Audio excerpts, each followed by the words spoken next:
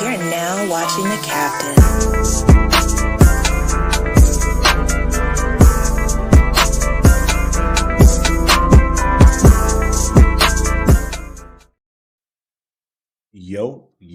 Yo. Hello, everybody, and welcome back to Captain Diesel's Dojo.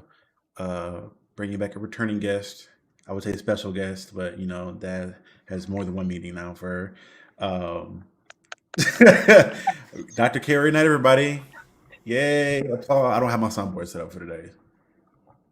How you doing, Doc? Wow. I can't even get an applause? I gotta set the That's soundboard up with crazy. the new mic. I don't have it set up yet. How you feeling, Well, man? What's good with you? hello. Came back from your safe travels? Yep. It was good seeing people that I wanted to see. The city sucks, but it was good seeing people that I wanted to see. For anyone interested, she was going to Chattanooga, Tennessee, back home. They don't have to So know yeah, that. if you got beef, you got beef. Anyway, y'all, we aren't just here to talk about bullshit. We are here to talk about a work of art that was created and cultivated very well. If I do say so myself, we are talking about Late Night with the Devil. Um, this was a movie that came out when like 2 days ago, 3 days ago. I'm tripping. I found the exact date. They don't have the exact date on here. Oh wait, 22nd on the 22nd. So 3 days ago. Uh, this is a movie that is produced by. There is a hell of fucking people producing this shit. Did you see? I don't know if it was in just mine. What's up, Colin? Like before the movie started, like during the intros when they were going through all the studios that worked on this, there was Bro, like I was getting 15 really studios. mad. To be I was getting so mad because I was like, every single time somebody I was like, damn, how many people do y'all have on this movie? I was like, this. I didn't know if that was just like studios that like put money behind like promotion, or if it was all people that. I don't know what the fuck all that I was. thought it That was a was joke, nuts. to be honest, because at first, like the first few, like when it was like 3 or 4, I was like started laughing. I was like, oh, this must be like part of the thing. But then it just kept going, and I was like, why are there so many people here? And it It was just like kept 8. going, and this girl next to me was like, bro, what the fuck? What is happening? It was wild. It was hilarious. I don't lie. I started laughing. The people behind me in the back row started laughing.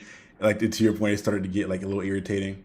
And Yeah. that's the fucked up thing about this movie because everybody knows it's TV themed, I guess, or late night talk show themed. Whenever something Mhm. like that would happen, you think it was like it made sense. Um, but to get into the film itself, this film was written and directed by the Caines brothers. Oh, is it Carnes brothers? Yeah. Hold on, it's Caines. I couldn't tell if those M or R. I can't read. The Cainars. I'm butchering their names. I apologize. Cameron and Colin, they wrote and directed this film, and it's starring David Dasselma. That this man has a 16-letter word name. Has 16-letter name. It is killing me. Dasmalkian. I think I Big don't remember what his name was. Big David, never the little one. Laura Big Big. Gordon and Ian Bliss were the three top billing names that IMDb has for this film. And that wasn't enough for all the actors in this film that did an amazing job acting and doing their job. Even down to like the side, the not side, but the, like background characters. I think did a good job in this. And again, it's gonna sound like I'm glazing this film, but I think this film is just that good. But before I get into the details, Dr. Kaori Knight, what was your general thoughts on the film before we get into details? I thought the movie was well written, well directed. The effects were amazing, and I just really like. I think you can tell when a movie is good when at the end of the horror movie, nobody gets up in the theater and everybody is just theorizing what the hell the ending meant and like their perspective on it. And then we all just kind of got into like a cluster to talk. Because we're like, no, that can't be it. And we're like, okay, so what was your opinion on this part? I thought it was absolutely phenomenal, to just be perfectly honest. So let's get into a little bit of what this film was. For people that are curious, and we'll have spoilers in this, but the first half I'll kind of keep very light in terms of spoilers. But in general, this film is about this late night TV talk show host. Because the beginning of the film it plays very much like a documentary in how they talk about it, into which they're giving this guy's backstory. And oh my god, I had his whole name. Jack Delroy is the name of the Jack character. Dojo. Um, he is a late night TV show host, and they're kind of giving the background on how he maybe has late ties to the Illuminati. A lot of people tend to see this. There's like a particular place. I can't remember the exact name of it in real life. I don't know if it's the same name in real life, but there's this background forest where the Illuminati from back in the day was perceived to go to the sacrifice people, and that's where they did all the devil worshipping magic to be successful and whatnot. Um, but he's there. They insinuate he's part of that cult and the Illuminati and whatever else to be successful, and that he starts his career, goes off without a hitch, and he's having a successful career as a late night TV talk show host. Jesus Christ, the alliteration is crazy. And in him doing this, he's successful, goes to a good stint of success, and after a while, his ratings start to drop, and he's pretty much having this one night that was the footage was hidden from everybody, and nobody had ever seen this footage, and we're the only ones in this film to see this footage of his Halloween night episode, in which he brought on a couple different people for an attraction, and he brings on the big guest, which is essentially this little girl who is this character is one that is based off the character in real life. I can't remember. I gotta look at the name of the book, but there's an actual book in real life that was written by an author that had a similar progression as far as this little girl had this possession with this devil, and she was writing. The doctor was writing down her escapades and communicating with this little girl and whatnot. But he brings on this little girl who is essentially possessed by a demon, and they tend to have this conversation. They try to have this conversation and all this good stuff with it, and it leads to a bunch of hell and people dying and whatnot, and all the good stuff. That hoary good stuff. Hoary sounds crazy. Horror good stuff. It's not that kind of movie, y'all. But all in all, let's start from the very beginning with the. Let's get into some of the director stuff, the direction,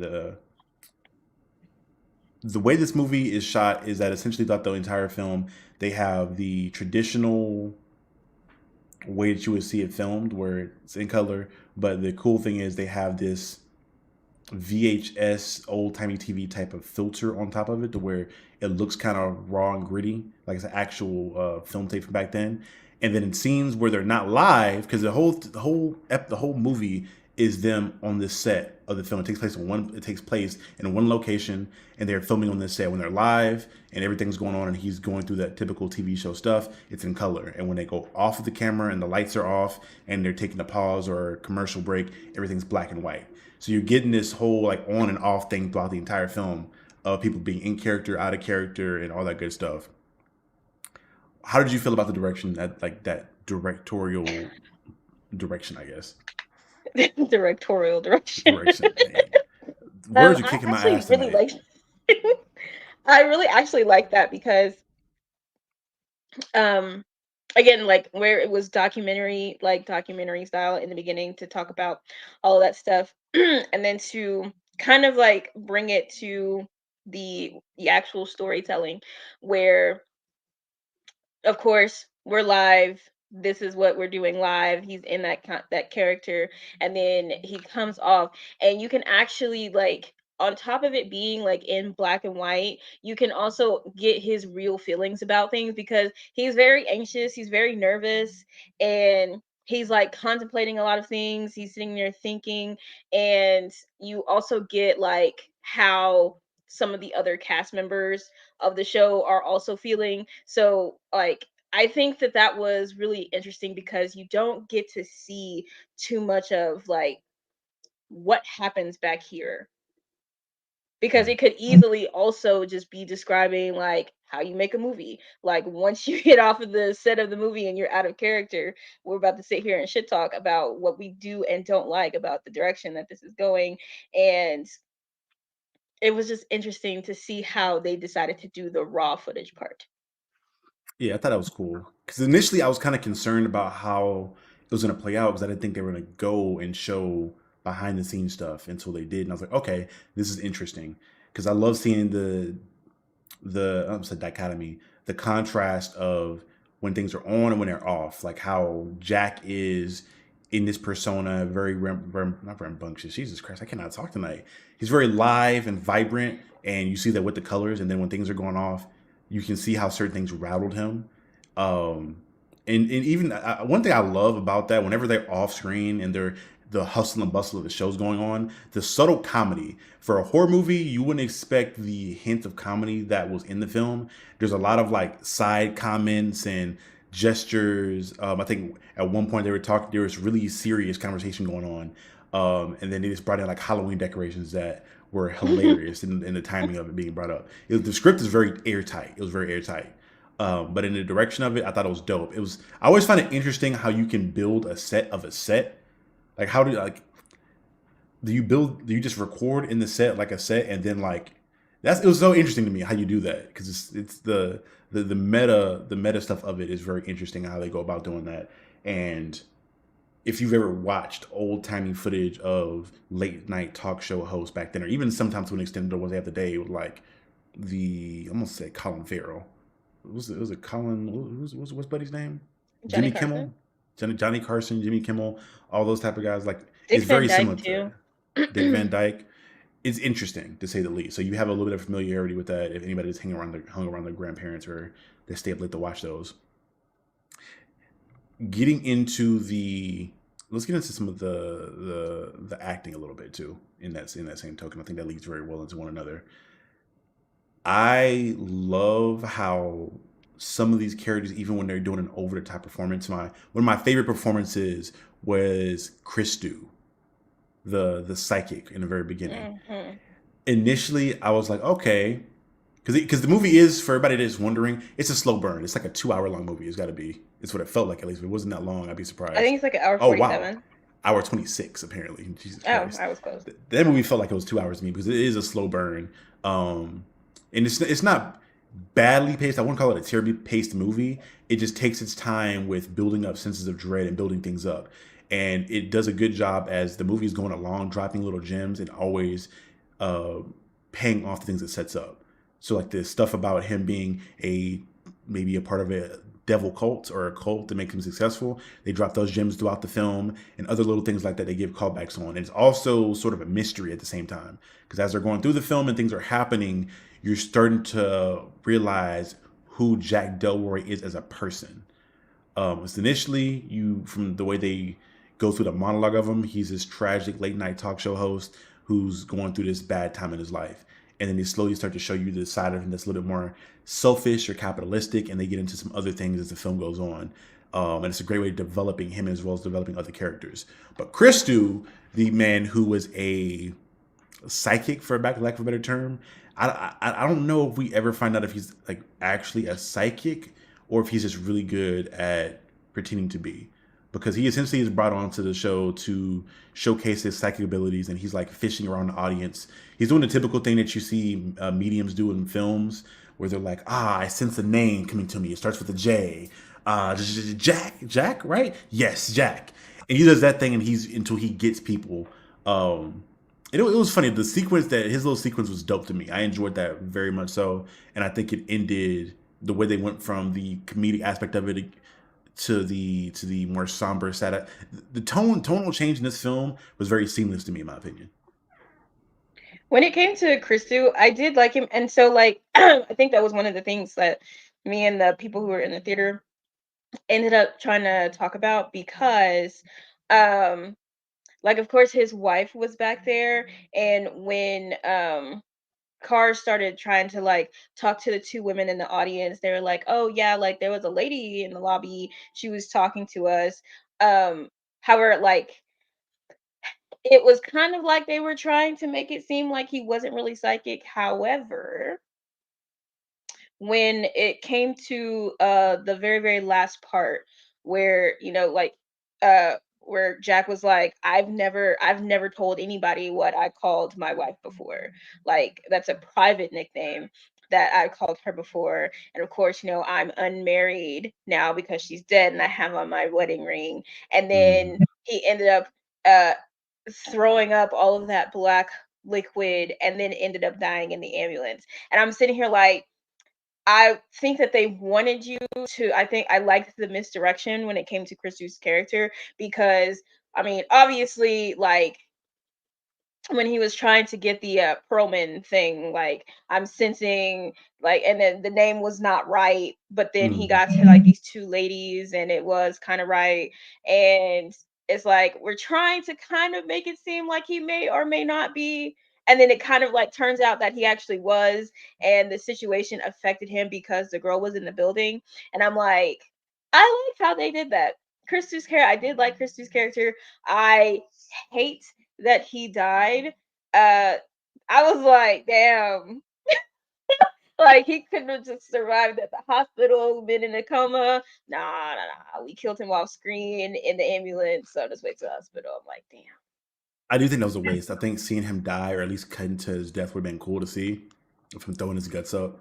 That's the sick person in me. At this point with a horror, I need death to be on screen. Any death off screen, I feel like it's just a waste.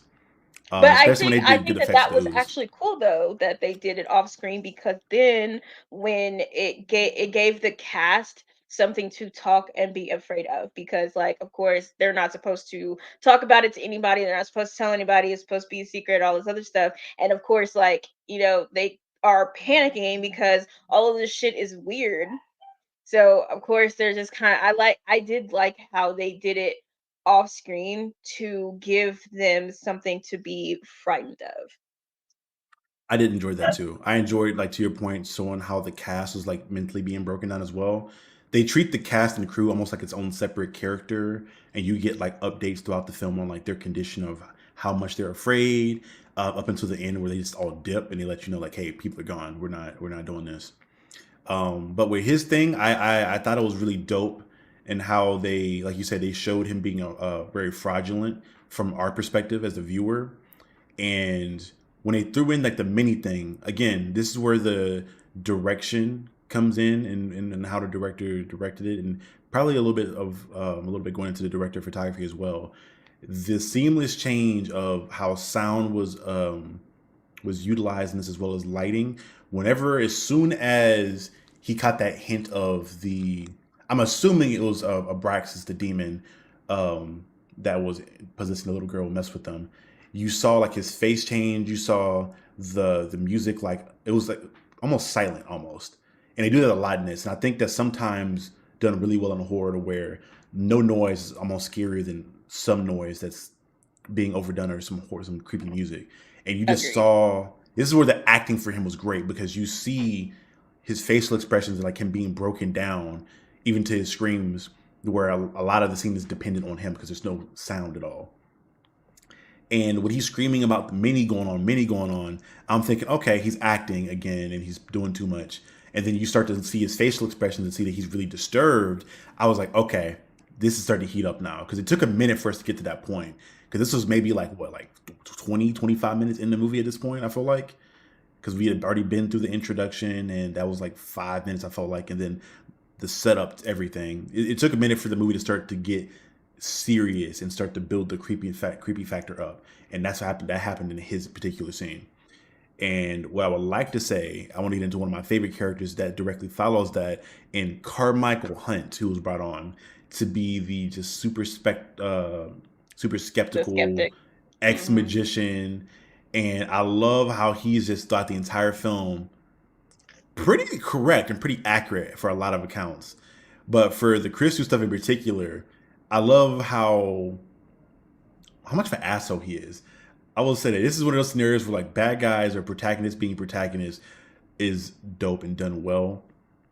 For the matter of fact, everything that went on throughout the film, again, you question what was real and how much of it was fake, because he has a logical explanation, especially into a scene later in the film I'll get into a little bit later. But he's he's written very well. And I think the actor embodied that character very much so, as being this deplorable human being. But his little back and forth with Christu, I loved how, as he's kind of giving his soliloquy about stuff being fake and whatever else, off to the side you're still seeing Christu like slowly like being broken down. I think you hear his stomach like rumbling while this whole process is going Yeah, on. his stomach's like So like, rumbling, his nose is bleeding, like mm-hmm. he's panicking. He drank like a whole cup of water, like, and that's what when Carr was like saying and I'm sitting here like, I don't think so. I really don't, because and then he's like, "Well, you're the one who talked to him, Jack, and you told him all this information." And I'm like, "But he didn't though." And I think at that point you could think So, so because it made sense for the factor of like, okay, his ratings are plummeting. Everything logically made sense as he was explaining it. I'm like, okay, I could maybe see it because I but I figured mean, there's his going to be a ratings twist. weren't plummeting because he had a bad show. His ratings went down because his wife died and he took a month off. Yeah, it became So it irrelevant. was like when because even with that situation where the Barry guy was like, "Oh no, that's not the right name," and da da da, da, and when he's talking to the producer of the show in the back, and he's like, "What do you think of him back there?" It's kind of obvious that Jack has no clue for real what's happening in Mm-hmm. like with like the particular people other than Carmichael, because he's like, I know him. So like of course he was like, but I haven't really like I haven't really interacted with this person. The only person that I truly interacted with is June, the doctor. I have never interacted with the girl. So it's just like he's so, and you can tell like between him and his character on screen and then when it goes to the black and white and he's just trying to talk, that he's just so confused and he's very obviously rattled because he's like, I've never told anybody any of these things. So like, did you tell them on my behalf? Or am I really standing in front of like a psychic person? And I'm curious because I don't think they ever really gave a lot of detail on how much of a skeptic he was in regards to like the supernatural. Like if he Right. went to that cultist thing and maybe because I think when they speak about it to where, for spoiler alert for people that haven't seen the film yet, um, I'll give it like a couple seconds. If you haven't seen the film, leave, come back after you watched it because it deserves their watch. And this is a big spoiler. Three, two, one. Okay. He sacrificed his wife essentially for success. And they say that he did it in this ceremony inside of the woods with the Illuminati, but he felt, I think he like mentioned him being surprised or he didn't think either he didn't think it was real or he didn't think he'd have to give up that much. So I'm curious to see like, how, like to know how much of a skeptic he was, and I wish they would have like expounded upon that a little bit more to see like, okay, was he like his co-host and he was he was really religious and tapped into the supernatural stuff, or is he more like Carmichael, where he was very skeptic to all that stuff? Because knowing that, I think would have gave a little bit more bite to how rattled he was as the things were going on that was messing with him, as far as the spirit saying his wife's nickname and the ring and things of that nature. Because he felt like really even keeled throughout it. Like he wasn't surprised, but he was also very like, okay, this I don't know how they got that information, and he didn't He get was like kind of souped out like about it when to the the end. ring came, like when the mini thing came up, and or like he kept saying Millie or Minnie, like when the mini thing came up with Christu, he didn't say anything. And I'm just Mm. like, why isn't he? Why? So nobody was saying anything, but it's very obvious that it is applying to somebody in the building. And then you waited until afterwards because then it's like when you went to the commercial break, um, like when he went to the commercial break and he was talking to, I can't remember what the producer's name is, but he was talking to him and he was just like, bro, like what the hell? Like, how did they know that? And they're trying to tell him like, no, no, like it's not what you're thinking. I feel like he wasn't necessarily like a skeptic, but he like questioned whether or not he was tripping, like how Right. normal people would.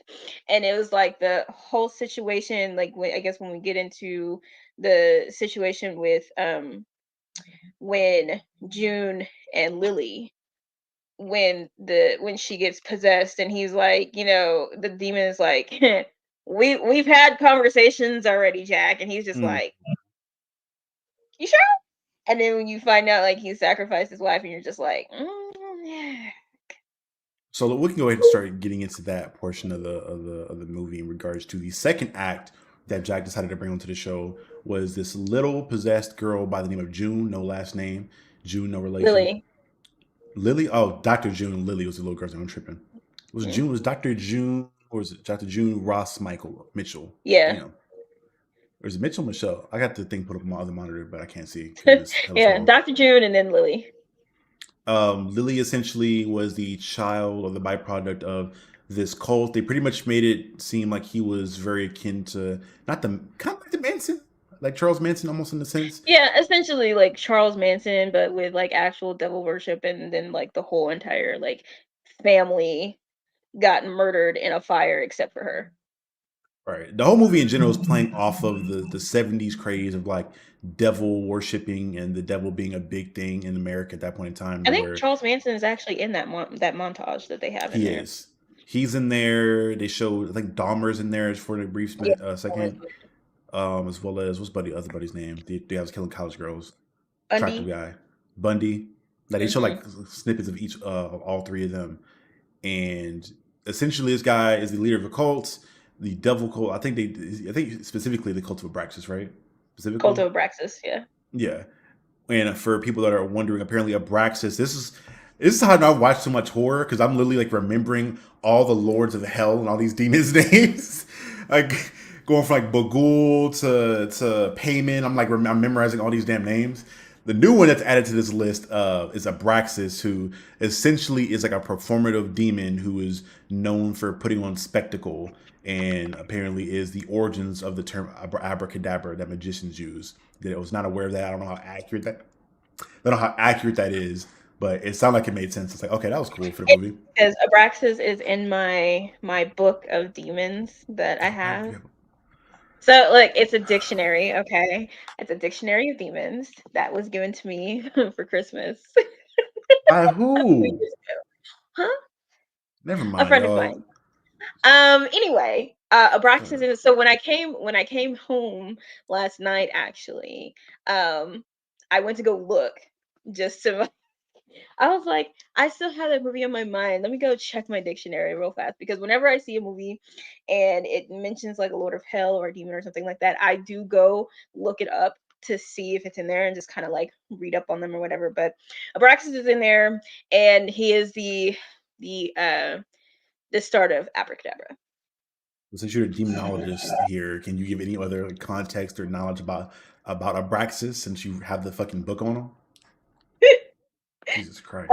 So they actually like they've written different things about him, but um outside of being like the um basis for abracadabra, he is very showy. And they at one point also believed that maybe he was also an Egyptian god as well as a demon, so kind of like a double duality, which is very interesting.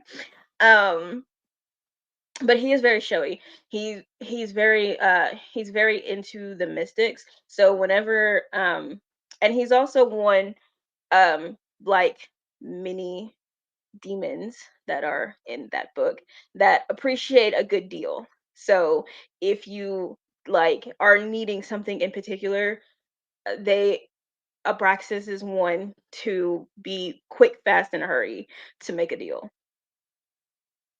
So that's kind of he's definitely very showy though. Yeah. So that being the case, he thank you from our correspondent here, residential demon correspondent Kaori Knight. Jesus Christ. I'm never going to your house ever in my life. We're never in my life. What? Goddamn demon bugs. Whatever. Anyway, going forward, the Lily and Dr. June are brought to the show because she's apparently still possessed because there was a whole thing to where they were doing multiple ceremonies. I don't think they ever like expounded upon what he was trying to do. If he was just trying to summon Abraxas multiple times or trying to like was possession the goal, I guess, to because normally in those horror movies you see where the demon's trying to get a human host so they can reign hell on earth or on some insidious type of shit. But I don't think they ever like specified why the girl's possessed. If it was like a purposeful thing of the cult, or if it was just a byproduct of them talking to him or making deals or whatever else. I don't know. But essentially, they're doing these rituals around Abraxas, summoning him, I guess, to some extent. And for whatever reason, there is a like 7-day standoff between the cult and the police department. and they're just firing back and forth. And on the last day, the cult leader, I'm blanking on his name right now, is Dell something, I guess, Ed something, I think. He essentially tells all his followers to douse themselves in gasoline and burns the entire house down. And the only survivor being little old Lily. And Lily is possessed apparently by the demon of Abraxas. And So the Dr. 7 days is actually very significant. 7 Days of Creation, I'm assuming. No, because Abraxas has seven letters in his name. Um, Mm. and it actually also corresponds with and this is not me being a demonologist or anything. This was actually just like because I take I in astrophysics, the seven classic planets. You wanna expound So upon the the seven relation there? classic planets are like basically astronomical objects that are visible to the naked eye, and some of them are used for magical purposes. So like the brightest would be the sun, of course, and then so it's like the brightest, and then so it's the brightest would be the sun, and then the moon is after that, Venus, Jupiter, Mars, Mercury, and I think Saturn, because at various times in different years you can see either one of those planets. Um, and they all have like kind of like a correspondence to magic. And so with him being who he is, he does have he has the seven letters in his name corresponding with the seven classic planets. And then they had like a whole 7 day standoff with this cult celebrating Abraxas. I we'll get into Abraxas himself in a little bit later. I don't want to jump the gun too much. But essentially, brings the girl on, and they are having a dialogue around her actually being possessed. Carmichael's doing his Carmichael thing and denying everything, calling the doctor a charlatan, questioning her degree, which she has a degree in parapsychology, or is it parapsychology? Parapsychology. So essentially, it is a study of how the mystic arts or the supernatural plays a part into traditional Psychosis. psychology. Yeah. So like she has an understanding of the demon occult and a lot of the rituals, and she applies that. Initially my thought process was, okay, she's using that as like a form of therapy for people that believe they're possessed by a demon, as far as like doing these rituals on them to kind of maybe assist with their psychosis of believing they're possessed. But if I remember right, I don't think that's a healthy way to go about it, because essentially you're playing into that person's fantasy. So Mhm. she actually thinks these people are possessed, and she's using psychology as well as demon occult knowledge to help treat this young girl. And not only that, but I think even gone even further beyond that, which I thought was even more weirder and not allowed, where she became this girl's legal guardian. So not only is she like a patient of mine, but she's also your legal guardian, which is, I don't even know if you can legally double dip like that at all back then. But I could be I mean, I wrong. think you can. There were like a lot of cases where, because you can actually see police do it all the time. If nobody comes forward to claim the child without actually getting them put into the system, they can like become the legal guardian, especially because she's like living with her. So she's like having her try to control Abraxas while he's like inside of her body, because she's like it's still like her body, so we want her to be able to control that and control like the possession, which when you're doing parapsychology, that is a risk you are 100% taking with the controlling of demons, who are especially like Abraxas, where they are very, very, very showy. So, um, especially if a deal has been made, and so she seemed to be like the sacrifice, and like it really didn't make like you had said to your point, they didn't really make clear what their goal was, but it was apparently something that happened multiple times with multiple females there, where Abraxas was just jumping from girl to girl. Interesting. So he didn't Um, really have anywhere else to go since everybody else died. So really quickly, I put up the wiki definition of parapsychology because I was not aware this was an actual thing. This is something that was fiction for the film. But essentially, parapsychology is a study of alleged psychic phenomena, extrasensory perception, telepathy, precognition, clairvoyance, psychokinesis, also known as telekinesis, and Hmm. psychometry, and other Psychometry. paranormal psychometry, and other paranormal claims. For example, those related to near-death experiences, synchronicity, apparitional experiences, etc., etc. Yeah, so like if you So, were to have like something, um for a lack of a better example, if you were to like see somebody that was deceased in your life and like have those conversations with them, if it was bad enough to where you felt like your life was being threatened by a supernatural entity, you would probably go to a parapsychologist. So are they like specifically in a different? Do they have like their own practice, or are they just a branch off Mhm. of regular therapy? Okay, because I Yeah, they figured would like have if that their was the they would case, probably have their own practice. They could also just be like a regular psychologist but they would also offer the service of parapsychology. It just kind of interesting. depends on where their like school specialty was. Because you would figure they would just like treat that with like regular psychosis, like in that instance, it'd be like treating like regular schizophrenia. You could, Um, but there's also like kind of just like because it's a special case, because you might not be clinically schizophrenic, it really might just be that you actually believe that you saw or talked to or interacted with a spirit. And especially when it comes to people who have like clairvoyance as a gift or think that they have clairvoyance as a gift. Um, that would be somebody that they would talk to, because if I were to say to a regular like therapist that I think I'm clairvoyant, they would probably put me in a psych ward. So that's the opposite of what I want. I would want to talk to somebody whose specialty is that. interesting. So yeah, if you guys are ever interested in the services of a parapsychologist, I'm sure Dr. Curry now has a degree in one at this point. Because what don't you have a degree in? And I you're a wish I demon. did. You're a demon occult specialist too, apparently. So I, it was a dictionary and it was a gift. Christ.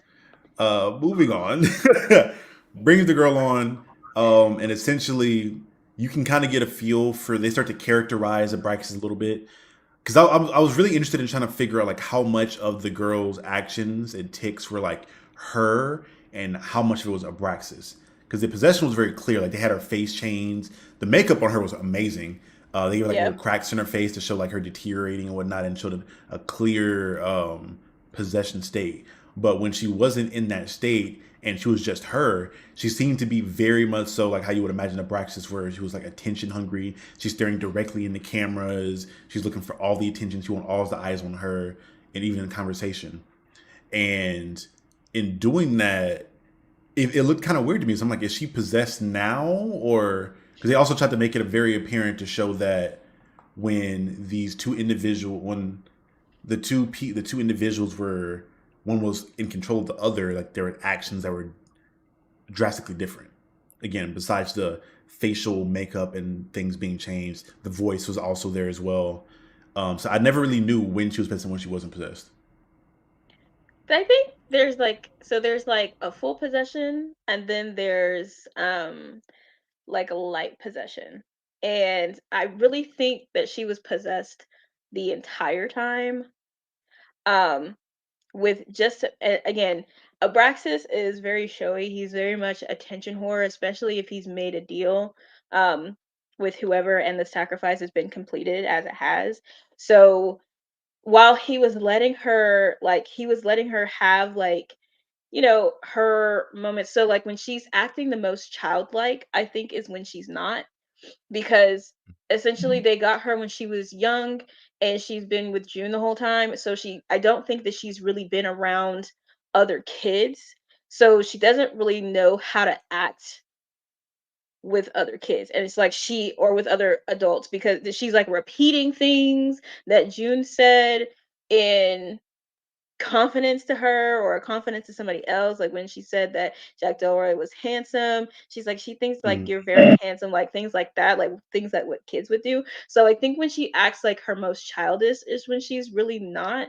But then it's like the staring into the camera and making sure like, oh, this is really fun, like when she started laughing. at certain things happening where it's really not appropriate for the laughter. Is when so it's like a back and forth between a light possession and then just her, and then like full on let me take on your body possession, like especially at the end. See, the confusing thing for me though is like they kind of show childlike tendencies of Abraxas, like when he's possessed, and at the end before she snaps him out of the possession, she's doing the whole screaming thing of the Jack and Jill go up the hill to fuck each other's brains out thing, and that little child, like he's doing childlike things. So I'm like, okay, is this? I don't know. Maybe they're influencing one another when one person's in Yeah, control over the other, I guess. But that was really yeah, interesting to me. and he can't really help it because of the mind that she has. Right. So that was Because if you like interesting. reversed it with June, I don't think that either one of those things would have happened. Like the Jack and Jill thing, I don't think that would have happened. Yeah. My bad. I had somebody in the fucking hallway screaming. I was like, what the fuck is that? I got scared for a second. Like, oh, what the fuck? It was And I not got the me. hiccups. I didn't do it. I hope not. Shit. Or Whatever. maybe you with that damn demon book. Maybe. I don't know. It's not Getting. a spell book, it's a dictionary. I don't know that. I'm gonna take a That's picture of it. been neither confirmed nor denied. I need. I I'm gonna need. take I a need the picture proof. of it and send it to you. Please do not. Please do not put that shit on my phone. But getting into the so they have like a little presentation because obviously Carmichael is not buying any of this bullshit. Carmichael's like, hey, you're a charlatan. Oh, also another plot device slash sub thing they have going on, subplot is Carmichael has come onto the show with this check for $500,000. And again, if you're in the 70s before all this damn inflation, that was a significant amount of money. So this $500,000 he has is going to anyone on the show because he has I guess a lineup of people that are supernatural. Anyone that can prove Carmichael wrong, because Carmichael's essentially a retired magician on some David Blaine type shit, and he is poking holes and is known for poking holes in any supernatural claim. And I think he's like almost like a very attuned to akin to the brother, not the brothers, but the two guys from if you watched any of the Insidious films. I can't remember their names at all now. They're like Ghostbusters essentially, but Mm. he's kind of on a similar timing with his TV show, I guess he has, where he's disproving all these supernatural claims. And on that show, if anyone is able to prove him right, then he'll give them $500,000. So he's not trying to part with that money at all. So he's like calling everything out, giving all the theories. And to his credit, he is makes a lot of logical sense for a lot of stuff he was saying. And getting into the scene I want to get into later on, which I fucking loved. I think it was the best scene, the best sequence of the film almost. Um, Oh, with the he worm. is yeah, man, the worms are crazy. He was pointing out a lot of the flaws and a lot of the things with June, saying that Dr. June had put all these ideas in Lily's head. She had been grooming her essentially to be this performative. And Lily's like, all right, nigga, put up or shut up. We gonna talk real quick. And she, again, this is how I know this is my Braxton shit because he makes a suggestion of doing a presentation of the demon communicating with Dr. June on the show live, and she essentially has a doctor sit down, and the doctor doesn't put her in a trance. He pretty much has her relax and allows for Abraxas to take over. So she puts like her conscious mind to sleep, and allows for Abraxas to come out. And again, when this happens, the facial prosthetic and the facial makeup was done very well. It was very similar to The Exorcist. Maybe it was like a throwback to The Exorcist as well, Hmm. because the makeup seemed very similar to that. As well as like the voice was obviously that typical thing where you have the grown man voice being mixed in with the little girl's voice, which is kind of that's always like been it's never that will never not be off putting to me because you're hearing this grown man come out of this little girl's body while the innocence of her voice is still there as well, and then she'll be saying grown person stuff like Jack and Jill up the hill to fuck Hmm. each other's brains out. That was dope. It was really well done to me. That was creepy to me.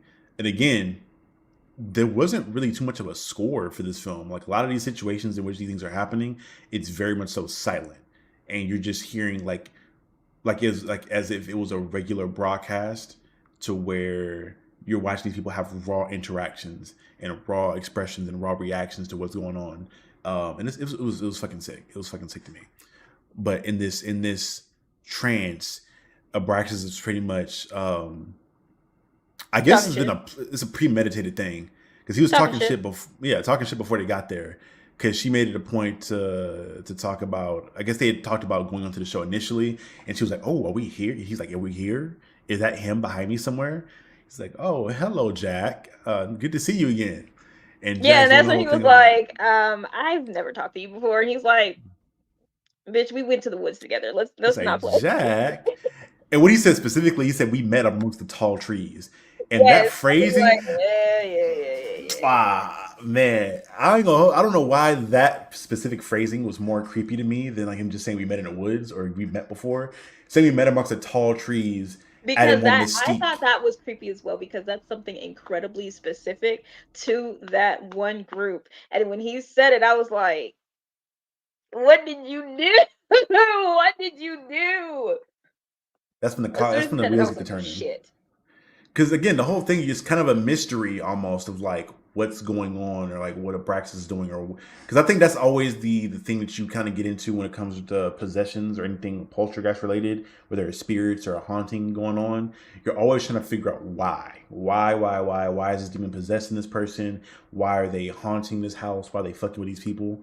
It is usually some kind of motivation. Sometimes you have it in the sense of like the demon just wants to wreak havoc to wreak havoc. Sometimes it's on some Bagul type timing from Sinister where he's after children, or Insidious, they just want a body to wreak havoc. You never know. So you're trying to figure out what the motivations are here and why Minnie and his wife was being talked about, and you start to put the pieces together as soon as that comment's made because you know there's a lot of credence to the Illuminati ties that they spoke about in the opening monologue or the exposition though. And as soon as those words were said, I was like, "Oh shit, he is not here to fuck around for real." Yep. I was like, ah shit. Well, here we go. I And in think and doing that that, kind of yeah, like brings us to like when Carmichael was, oh, I'm gonna show you guys what really happened, and I'm gonna do the exact same thing. And when he pulled out the whole hypnotism thing, I was like, really quick here before we we get to that, go. really quick, one more thing I want to speak on with that last specific scene. Something that kept me like on the edge of my seat and kind of like on edge the whole time was how fucking close June was to Abraxas the whole time. Like the whole time she's Yes. possessed, she's like this close to the girl and like touching her and shit. I'm like, bitch, she is possessed. Don't fucking touch her. What are you doing? But again, But I that's guess where it I makes think sense. that when they bring that part, like, and I think that's like another like sense, like testament to how good she is as a parapsychologist because she's obviously been in this situation multiple times with Lily and Hmm. trying to get her to control the situation and control when Abraxas comes out and things like that. And she's able, like, and she's obviously had these conversations with Abraxas as well. So it was like, I, first, I wouldn't be sitting that close. I don't give a fuck how many times we've done this.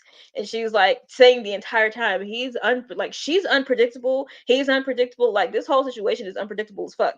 And they're like, no, no, it'll be great. And she was like, are you, I sit with her every day. What do you mean? We might not even be able to get through dinner. So I don't even know what you're talking about. So Hey, he was doing that. I was absolutely like terrified that the restraints were going to be broken and he was good, like she was gonna like choke the shit out of her or something or like eat that. her. I was gonna bite her nose off or some shit. But She again, was the sitting horror. close, so This is the thing I she was love sitting about so horror at this close. point. I've watched so much horror, and I've seen that kind of scenario so many times where they get too close to a spirit or a ghost, and I'm like, okay, how is she going to die now? Is it going to be a bite? Is it going to be some ghost eating going on here?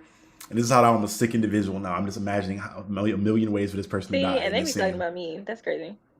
Hey man, hey, I admit it though. I don't pretend. I don't hide behind it. I don't hide I don't behind have to pretend. the Everybody knows face. that I love violence. Jesus Christ, you're too small to love violence. Anyway, going forward, going forward to the thing you wanted to get into really quickly. There is to me the best sequence of the film in which Carmichael is very much so kind of like he's kind of flustered. He's kind of on the ropes because during this whole performance that June and Lily were going on, there was some unexplainable shit going on. The voice, the girl's face changing, and she levitated off the ground as well. So Carmichael's like, Jack's pressing him at this point because Jack's kind of like, all right, bitch, you was talking all that shit. How you explain that? And he was like, you know what? I got something for your ass. He was a little flustered, but I figured it out. And his bright idea, hypnotism, because they also, again, setups and payoffs, they do setups and payoffs very well. In Jack's introduction, they mentioned him being the greatest hypnotist to ever exist in the film as well. They mentioned like really briefly. So then coming back around to it, I was like, oh, okay, this makes fucking sense. And when they get into this presentation into which he volunteered, Gus was his name, his co-host. Again, for people that don't know, me and Carrie will have like a dish like we'll have like movie nights every now and then. She's in LA, I'm over in Georgia. Um, I didn't give away your address, so you're fine. I don't think niggas will find you if they know what fucking state you're I in mean, I'm or not in city. LA, so it's fine. Ah, never mind. That's a LA or Vegas. Oh, whatever. Anyway, we will we'll watch horror movies, and the one consistent thing we always notice in the ones we watch or movies in general, people be dying just doing a damn job. They be showing Just up to going to work, work. they just be clocking in, and then demon, boom, your neck's gone. Or possession. Now you're possessed. You're in hell now. I'm like, bro, I was just clocking in to go to work. Why am I dealing with a spirit right now, or a possession, or a monster, or some shit? And this is very much so Gus. From the very start of this shit, Gus is like, Jack's purposely keeping a lot of the stuff that's going on away from Gus because Gus is very spiritual, he's very religious, and he's like, I don't want no parts of this bullshit. So when this man Everything Carmichael's is like, happening. He's like has the script in his hand. He's like, this isn't part of the script. Like, what am I supposed to be doing? And they're like, please just go to costume change. He was like, but the script. And I'm just like, wait, put the script down, okay? It's all off script. All right, just put the script down. yeah, I'm using my boy Gus. That man Gus, Carmichael's pretty much like, hey, I need a volunteer. Gus, you're the volunteer. Come on up. And he then pulls out this old timey pocket watch. And again, the effects on this were done very well. I'm interested to see how they did it. If it was just like a hard camera cut, or if they actually like changed the backgrounds over. Because initially it starts off like this regular pocket watch clock that he's twirling back and forth like the old schooly hypnotist do, and it changes into this really old school white and black pinwheel motioning that's going on, and the clock's is spinning, and he hypnotizes not only Gus, but he has the whole audience and people at home stare at it from the TV. He gets a close up on it, so he hypnotizes everyone that's watching this at this point. And this is where it got very meta and very fire in my eyes in the way it was shot, in the way it was done. Because essentially he puts Gus under this trance, and we find out that Gus has a phobia of worms.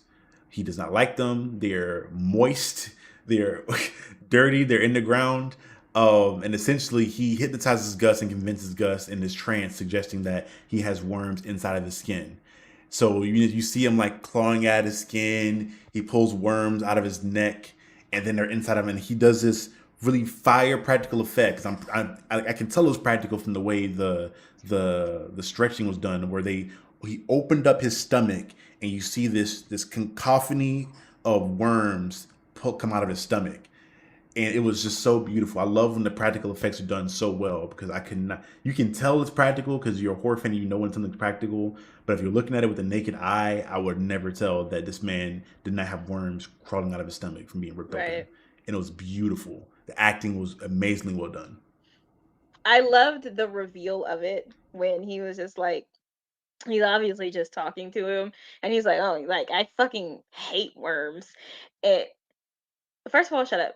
Like I fucking hate worms. And he's like, oh, okay. And he's like, it's also getting hot in here. And he's like, man, is it getting hot in here? And he was really just like, it's not even just like hypnotism. It's just like hypnotism and then the art of suggestion. So he's not even Mm-hmm. like really like he's just suggesting these things.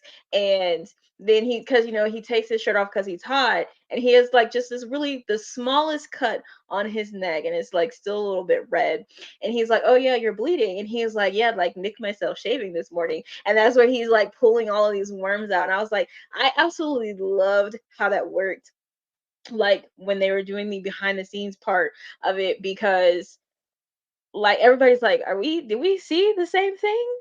Like, but they were like, of course there were some people who were like, I mean, I didn't see that, but sure. But like the majority of people did see it. And just the fact that he was sitting there just basically suggesting things versus like trying to convince him that that was happening, because he wasn't really trying to convince him, he was just saying stuff. He's like, "Oh, you're afraid of worms? Interesting. That cut on your neck." He's like, "Oh my god, there are worms there." And I'm just like, "Oh, And that was the dope thing is that a lot of the suggestion you didn't hear. I think you heard the it's getting hot in here thing, and this one yeah, took his shirt off. But because so they did all that and went through the whole little sequence, and then he replayed it on the essentially TV." had them replay it on the TV to show because he's not Mhm. hypnotized, so he sees what's going on in real time, and we're not as an audience watching, and everybody in the studio was hypnotized, and they replay it, and you're seeing him suggest multiple things back to back of like, Yeah, and then Jack's oh, like, "I don't remember it happening like that." And he's like, "I bet you don't." he's like, got your ass. So he's But that's Carmichael's what I all, also like that because then that was like then that's when Lily was like, "Oh, well, if you can replay this, can't you also replay back when me and June were down there?" and that's when I think the Abraxas position is happening because he's just so fucking cocky and so much of a snarky asshole in that moment. Yeah. Um, so yeah, they have him replay it because he's like, okay, cool, and they replay everything, and these things are still happening as they happened in our sequence. Because I think at that point too, I'm starting to question, okay, was this stuff real? Was that some kind of illusion? I guess because that was so effective and how it showed our perspective on it as the viewers and the viewers in the studio. And when they show that girl still looked off the ground, and there's like a still shot. I can't remember what it was, but there's like a little glitch that he had them slow down frame by frame. Do you remember what Yeah, that and it was? ended up with like the hand of his wife on his shoulder and she was literally standing in the back and he was like, "You set me up."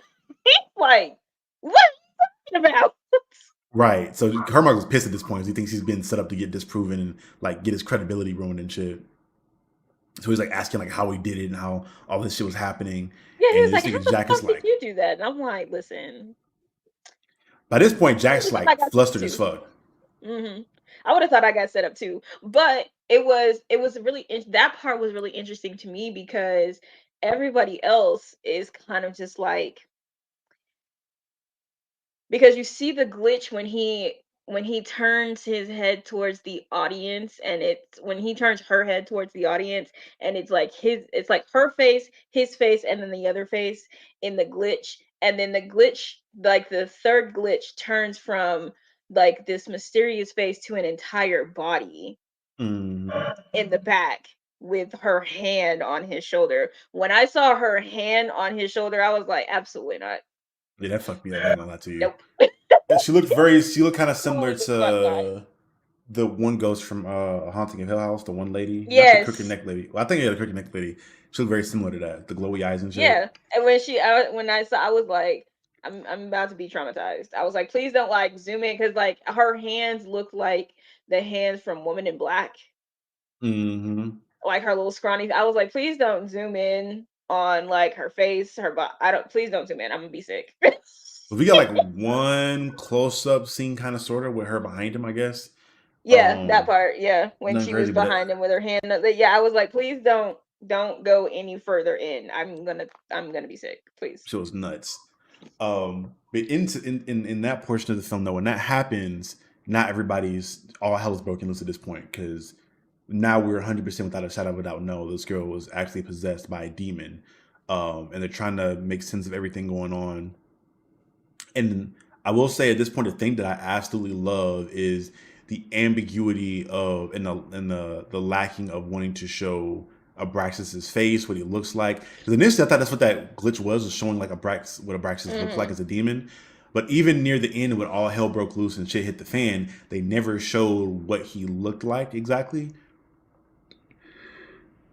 Ew, oh bad, long day at work. I'm running on no sleep. We'll be fighting through it.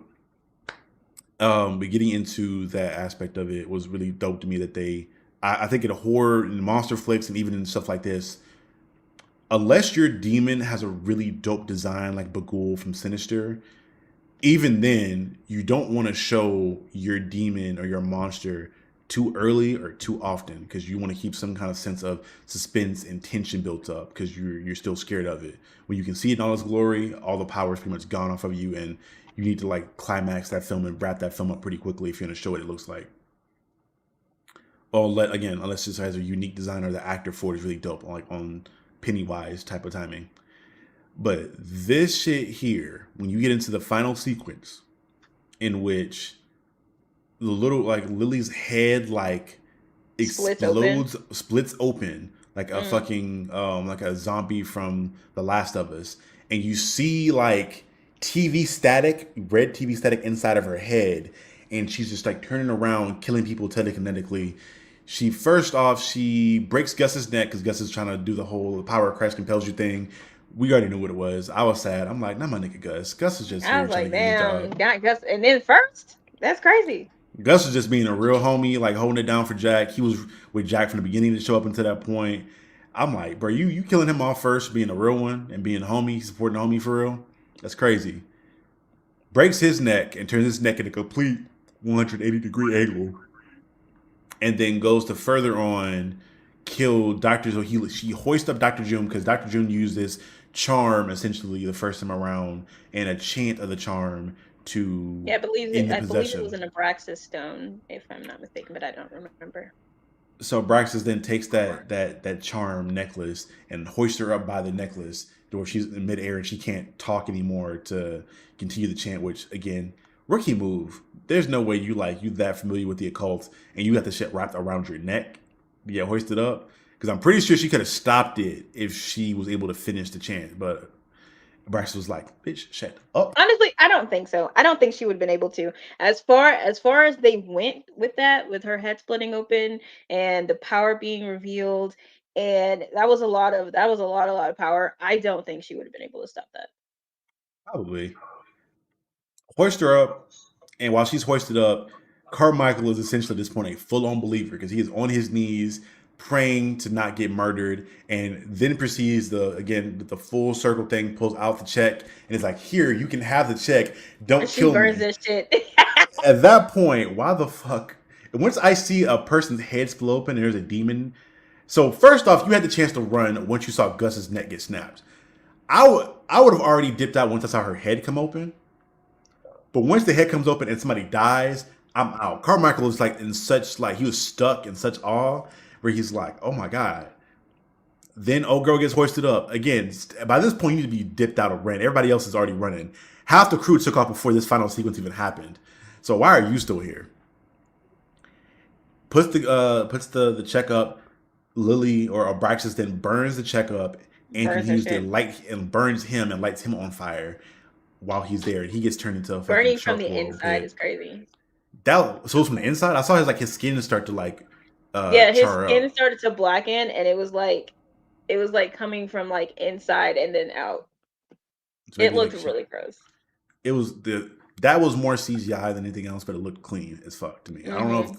I really want to find like a behind the scenes portion of this film to see like how they did certain effects. I'm gonna look it up on Well, YouTube. apparently they used AI for some of it, but I'm not really sure where. So I heard there's a scandal with the film with AI, but I didn't remember what that was for though. They said it was for some of the art, but I mean, I'm like, okay. Which art? What That's art what I'm was saying. I AI was like, I doing? have no idea. That's why I was I'll like, where? I'll look it up in a little bit because I know that was a big point Because of if anything, I contention. would have thought maybe it would have been like when her head split open. I was like, is that the AI you're talking about? But like for the life of me, because it didn't really say, for the life of me, I couldn't figure out like through my memory where that was even coming from.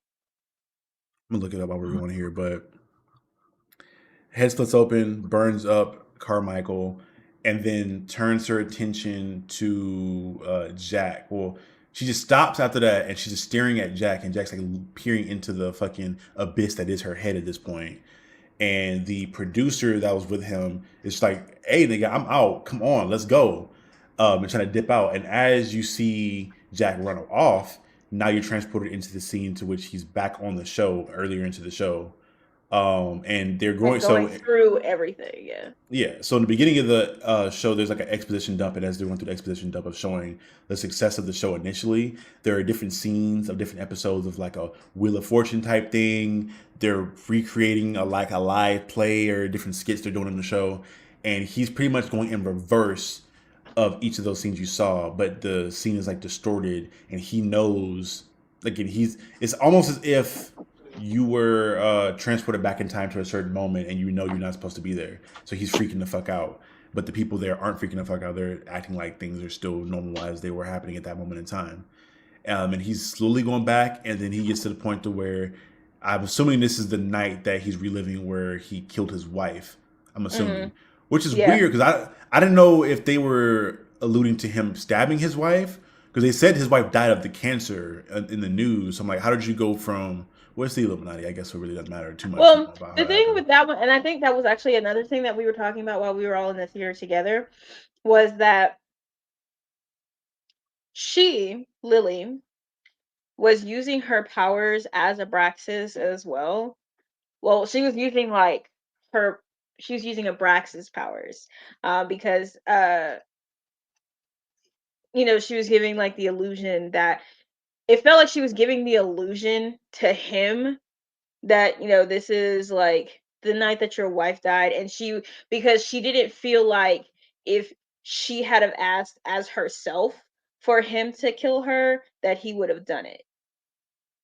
So Mm-hmm. planting in the mind that this is the night that your wife died, I don't think that he killed her physically, like with the knife, because it was the sacrificial knife that they had at the studio that he even used to kill her. So when I saw the sacrificial knife, I was like, that has to be Lily. And she just used the powers of Abraxas to cast the illusion that this is something you would have done for your wife if your wife was asking you to. So, like, do it now. Yeah, that shit was nuts. That whole scene was nuts to me. It was. It is a typical thing you see where like the demon is like manipulating the person to do some stuff, and lo and behold, you find out after he stabs his wife that Abraxas had pretty much hypnotized him or convinced him to stab Lily, and he stabbed her, but not just stab her, but stab her in front of the main camera, so it's happening on television. So he's getting Mhm. that big sense of spectacle that he's known for. And the thing that sealed the deal with how creepy and twisted the film was to put a punctuation on it, at the end of the initial hypnotist sequence that Carmichael was going through, he broke the trance by saying a certain phrase. I can't remember what the exact phrase was. You remember what it was? They used to Mm. break the trance. But he then at the end, you see Jack Delroy sitting there, realizing that he has stabbed Lily. He's constantly repeating that same phrase, trying to break out of the trance. So believing that this isn't real, like there's no way all this happened. And he essentially is broken at this point, mentally broken. And he's arrested, and I'm assuming he's in jail for the rest of his life. And this footage was then locked away. And then anybody in theaters went to go, you got to see that footage for the first time. And Okay, to so me, that it was says perfect. in conjunction with their amazing graphics and productions design team, all of whom worked tirelessly to give this film the 70s aesthetic that we always imagined, we experimented with AI for 3 still images, which we edited further and ultimately appear as brief interstitials in the film. So it's like 3 still images somewhere. Okay, that's just I know people getting mad for no reason. Because if you got mad over it, I understand the rage and the concern with AI art being a thing, but when you use them for which if anybody we can check out Blurred official YouTube channel. We recently interviewed a graphics design artist on there, Amanda Ponce. Amanda's dope. She was talking about how like some people they'll use like AI art for like an outline of when they're going to design something to kind of give you inspiration, and then they'll edit Mm, from there. So that's something that actual graphic design artists do. If that's something that's normally done within art, where you're getting inspiration or you're doing something, you're putting your own spin on a design or something of that sort, you didn't again as long as you're not stealing the exact art, I don't see the issue. And even then it was for 3 still graphics for the film that you saw maybe like for 5 seconds, and they obviously were an afterthought of the actual film itself. I don't understand the super hard yeah, I allure know on that. that's weird. You cheated somebody out of maybe I think like what like I don't know the going rate, but according to Amanda, most people that are graphic design artists are like they're underneath like a not a label, what's the word for it, like a firm almost, to where they get like Mm. distributed out, so they don't get paid extra from the film. They're getting paid the budget that they normally make. So But the thing is that the design art, like the graphics team, is the one who used the AI. So why are you getting mad at the people who would normally be doing the graphics? using AI for 3 still images that you probably couldn't even tell. I have no idea what they even were. It doesn't say which ones they are. So that's just people getting mad. I didn't know. I was looking for. I was want to see if in this. I think you looked at the Forbes article, right? Huh? You look at the Forbes article. Oh, it was on Wikipedia. Oh, I put up the Forbes. They didn't even show any like visual representation on it either. I'm trying Yeah, to see they if I don't can have any find the pictures of three. like which ones it even is. It just says it was like 3 still images. I can't even find them on Google Images either. So again, you're mad about some shit that we can't even find for real. It is what it is. I'm not going to concern myself too much on it because I don't that's some know. It just bullshit. like reminds me of that meme with Leonardo DiCaprio where he's pointing at Yeah, that right there. I gotta Like watch that fucking movie that's still. AI right there. Like how would you know? There had to be some bullshit people were coming to make the film to be irritated with the film. Which even then I don't understand how you can be irritated with this film. All It in was all, so good. this is another edition of the frequent list of Australian horror. Australia's been doing great things between this, Talk to Me, The Babadook. Like for the last like 5 years to damn near a decade now, the horror movies out of Australia have been phenomenal. I've been telling dope stories out there. And this film was another addition to that. This film to me, this was like one of the quintessential examples of how to make a horror movie. The tonality was on point. The acting was on point. Character development in this was a lot more than I've thought there would be in a horror movie. In horror movies, is usually you don't get that much character development in a horror movie per se because you have to focus so much on the demon or the monster itself that the people sometimes get a back seat, which is fine, I guess, because you're more there for the kills and the scares than anything else. But it's nice when you do get films like this that focus so much on developing characters. That's when things are made top notch. It's not just horror, but it's a good film altogether. And then lastly, like they didn't even. This wasn't super big of a focus because it was, I guess, had to do more so with the fact that it was a talk show, but sound design for it. I'll more so get into the aspect that we talked about before earlier, as far as the lack of sound in a lot of instances. I think in the parts where there wasn't any added music for creepy effects, it was perfectly placed or not placed because the acting and the lack of sound together made a lot more noise than actual music would have made in that moment or that scene. Hmm. So all in all, this is damn near perfect. This is textbook to me on how I would want my horror movies to be made. I had fun. I was creeped out. I was guessing the whole time, and I was interested and intrigued. And again, like I said, it felt like a slow burn for this only being an hour and 26. It felt like 2 hours, and that's only because I felt like I wanted to be here forever because I thought things were going to be ending too fast, honestly. But yeah, what were your final thoughts on the film? What would you? Well, we can rate it here 2 out of 10. If you want to rate it out of 10. I thoroughly enjoyed it. It and like I actually told my mom, because my mom, y'all know my mom is not a horror person at all. But I honestly think that she would have been able to handle this because it was more psychological to me than anything else. Um, and like even with like the demon possession and everything like that, it was really just like I said in the beginning, if a movie makes you sit there and try to analyze what something meant or what really like was going on, was this real, was this not, like which part of this do you think was like a hoax and blah blah blah, and it's like that's thought provoking. And a lot of horror movies do not have that at all. And I'm like, that's definitely something different that I really, really did like. So I really like this movie. I want to go see it again. Waiting until April 19th is sickening to me for it to be on streaming. Australia doesn't even get to see it until April 11th. That's nuts. It is Well, they got it first. I think it was at Sundance. It was at some film festival a year it ago. was at a film festival. I think it was like SDSX or SWSX, something like that.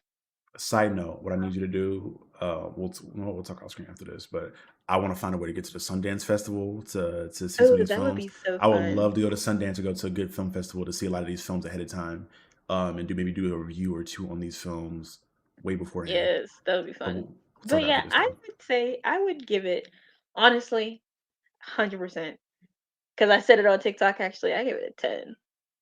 Yeah, this was. because sometimes I feel like I'm very guilty of this, where like I'll see a movie for the first time, it'll amaze me, and then I'll see it a second time, and I'm like, okay, the first time glow is off, but this, I'm not gonna lie, this is one of those where I don't think it will. My rating on it will drop. I'm giving it a 10 as well. I don't think my rating will drop. The more and more I see this, the more and more I think I would appreciate how well done it was made, how well done it was made, how well crafted it was. It was. But yeah, this is a 10 out of 10 for me. Again, like I But said, also textbook. coming like going through as like a second or third time around, like I guess with any movie, because you're like when you first see it, you're just kind of watching it, and then like the second time or the third time you watch it, like you're paying attention. So then of course Mm, you could always see things that you don't miss. That's why like I absolutely love the horror community because like we mentioned Haunting of Hill House mm. earlier, and somebody went through, watched the entire series of Haunting of Hill House, and took screenshots, screen grabs of every ghost in the background that people may have missed. And I'm sitting here like, well, now I have to go back and look because obviously I wasn't paying attention if this ghost is standing behind her and she's just in the kitchen. I need to rewatch that series at some point. This is why I love having some of my friends who aren't horror friends that I can convince to watch horror shit, because I can rewatch my favorite stuff with them and see their experience in it and still get to relive it again. It's great. But that's when I'm gonna have to watch it on my own again, because after watching the Fallout House of Usher too, I was like, damn, I gotta rewatch Hill House now. Yeah, and Mike Flanagan even said that like the person who found like the ghost and put that thing together, they still haven't found all of them. I was like, that sounds like a challenge, Mike Flanagan. Sounds like I need to do that. But yeah, y'all, this was our review on Late Night with the Devil. This is one that I think you sent me the trailer for initially like 2 or 3 months ago. And since I saw that trailer, I I was did. excited for this. So when it came out, I was like, yeah, I'm on that immediately. Um, so for everybody still here, anybody interested in knowing going forward, this into this week, I will be having my I have a video essay, the next one in the series coming out. It's going to be taking a look at the horror industry in the past and Black people's history within it, as well as kind of looking at where horror is kind of developed to now as a genre and potentially where I perceive it going from my perspective growing up in my long 24 years of life.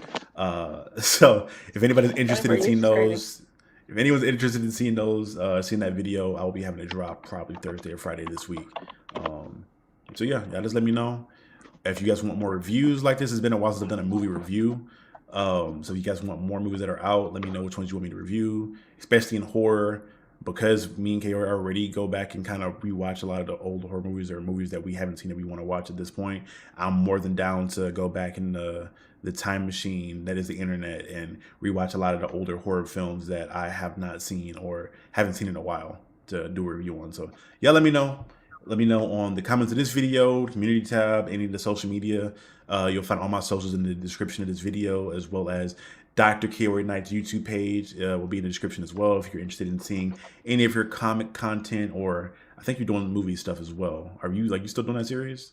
Or have you tapped out? Yeah, I haven't put a movie review out yet because I'm indecisive on which one I want to do first. Fair enough.